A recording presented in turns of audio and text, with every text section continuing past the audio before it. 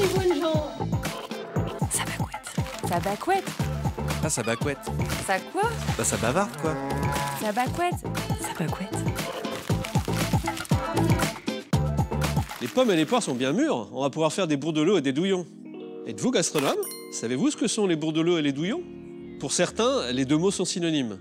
Pour d'autres, les bourdelots concernent les pommes et les douillons les poires. Dans tous les cas, il s'agit de mettre le fruit, pelé ou non, coupé ou non, mais évidé en son milieu pour en ôter les pépins, au centre d'un carré de pâte feuilletée ou brisée que l'on referme, et de cuire cette sorte de chausson au four. La recette peut être améliorée. La cavité au centre du fruit peut être garnie de sucre, de noix de muscade, de clous de girofle, de beurre, voire de calvados. Pour dorer la pâtisserie, la pâte est souvent enduite de jaune d'œuf. Bourde, bourbe, bourdelot, bourdelot, bourbelot et même bourdin sont différentes appellations que l'on rencontre dans l'ouest de la Normandie, depuis les îles anglo-normandes jusqu'à la vallée de la Seine. L'étymologie est discutée. Certains y voient un germanique borda.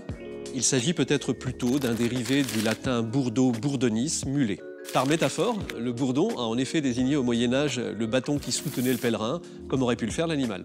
Or, ce bâton était surmonté par une gourde ou un ornement en forme de pomme ou de poire. Gourde est attestée à la fin du XVe siècle pour une pâtisserie. Douillon est plus employé en Haute-Normandie. On le trouve d'ailleurs sous la plume de Maupassant. Son origine est plus simple aussi. Le mot est formé sur douille, partie creuse d'un outil, d'un instrument, d'un appareil, avec le suffixe on, la pâte du douillon étant considérée comme la partie extérieure d'une douille. Alors, petit que vous en dites, hein?